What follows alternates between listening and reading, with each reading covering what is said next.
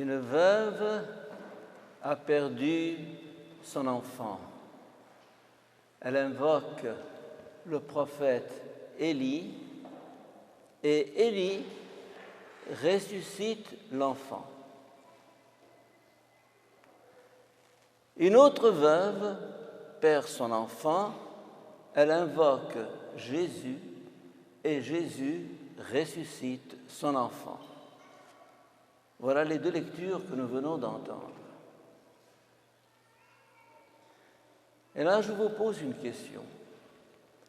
Supposez que Élie n'avait pas ressuscité l'enfant et que Jésus n'avait pas ressuscité l'enfant.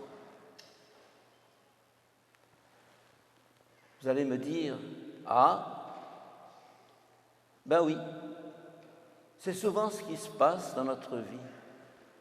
Certaines prières sont exaucées et certaines prières ne sont pas exaucées. Dans le premier cas, Dieu est bon, il est gentil. Et dans le deuxième cas, Dieu est mauvais, il est méchant. N'est-ce pas? C'est clair. C'est le même Dieu. Et pourquoi tantôt il exauce et tantôt il n'exauce pas?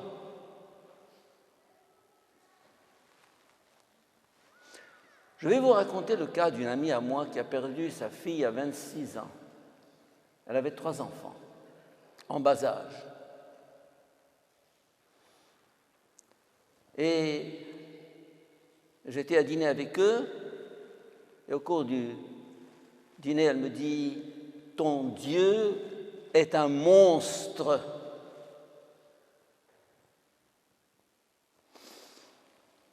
Une femme qui perd sa fille à 26 ans avec 3 enfants en bas âge. Pourtant, c'était une croyante qui allait à l'église, qui avait toute une éducation chrétienne, mais devant ce scandale, elle a craqué. Et jusqu'à présent, c'est à peine si elle m'adresse la parole, parce que moi, je suis le représentant de Dieu. Alors sa colère contre Dieu est un peu une colère contre moi. Que lui dire? Que vous dire, à vous? Tant que nous prions et que Dieu exauce, je suis en santé, les affaires vont bien, les enfants grandissent, tout est pour le mieux, no problem. C'est simple, c'est clair, Dieu est bon. Et puis, tout à coup, ma prière n'est pas exaucée. J'ai pourtant prié, allumé des cierges, fait un pèlerinage, invoqué Saint Antoine et Sainte Rita et tous les saints du paradis et même Saint Jean-Baptiste. Et rien. Dieu se tait, Dieu est sourd. C'est quelquefois le cas dans notre vie.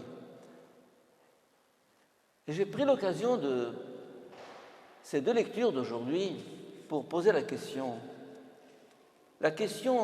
une vieille question qui date de l'Ancien Testament qu'on appelle celle du juste souffrant. Et qui a été évoquée avec qui? Avec Job. Job était un homme de Dieu qui aimait les pauvres, qui aimait les gens, qui faisait du bien, qui priait. Et voilà que tout à coup, Dieu l'éprouve. Sa maison brûle, son bétail brûle, toutes ses affaires sont détruites, puis sa femme et ses enfants. Il est, lui, l'homme riche, l'homme reconnu, il est sur la paille, il est sur le fumier en train de gratter les ulcères de son corps. Et alors il dit à Dieu, pourquoi? Et ses amis viennent, ils lui disent toutes sortes de boniments, ils lui racontent des histoires, et il refuse de se laisser convaincre. Eh bien, Je pose la question parce qu'il y a deux genres de foi. La foi qui est exaucée, qui est lumière, et la foi qui n'est pas exaucée et qui est ténèbres. Une foi qui est lumière, une foi qui est exaucée, n'est pas encore la foi. Ah, oui. Je vous raconte une petite histoire aussi, parce que j'aime les histoires. Un enfant se fait opérer et sa mère lui tient la main. Et alors, avant qu'il y ait les anesthésiques et toutes les piqûres, etc., il est là à souffrir. Et sa mère lui tient la main et le regarde dans les yeux. Et alors, il sait, il croit. Il croit que cette souffrance qu'il endure, c'est pour son bien. Il ne comprend pas, mais il sait. Vous allez me dire, savoir, c'est comprendre. Eh bien non. Quelquefois, on ne comprend pas. Il ne comprend pas, ce petit enfant, il ne sait pas pourquoi. Mais en regardant sa mère, en voyant son regard penché sur lui, il sait que c'est pour son bien. Il sait. Dans notre vie, mes chers amis, nous allons passer par des épreuves. Échec à l'examen. J'ai pourtant prié, j'ai allumé des cierges, etc. Échec dans une relation. Santé. Problème de santé. Il y a 2 ans, j'ai vécu une année noire. Plus qu'une année même. Tout fichait le camp. Je n'arrivais pas à uriner, mes jambes étaient enflées. Je ne dormais pas, je n'avais pas d'appétit, je passais plusieurs jours sans manger ou presque. Tout foutait le camp. Et je me suis dit, bon, mets un X sur ta vie, c'est fini. Tu as atteint 80 ans, ça suffit. Et je lui dis, au fond, je suis ton boy, si tu veux que je te serve, donne-moi la santé, si je ne veux pas, libre à toi. Et puis, il m'a redonné la santé. Ce n'est pas exactement comme à 20 ans, mais presque. Et maintenant, je suis comme un diable. Je me démène, je vais, je viens, j'ai demandé à Montréal, à ma famille, un programme plein, et ils m'ont exaucé. Et je retrouve un regain de santé. Eh bien, au fond, ça le regarde. Il sait, et moi je ne sais pas. Il sait ce qui est bien. La foi consiste lorsque tout va mal, lorsque tout craque, lorsque tout tombe dans la nuit, lorsque rien ne marche dans ma vie, lorsque je passe par l'épreuve, de regarder son visage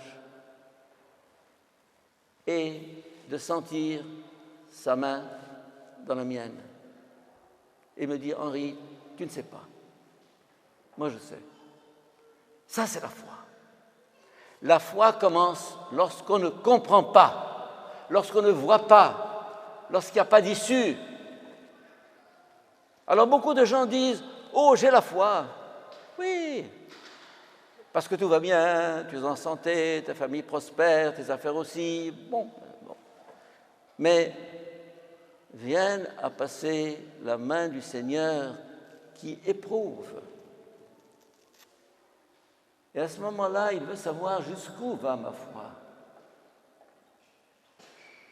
D'ailleurs, dans un couple, il y en a un certain nombre ici dans cette église. Tant que c'est la lune de miel, on s'aime, on s'embrasse, c'est la fête, c'est la joie. Combien de temps dure une lune de miel?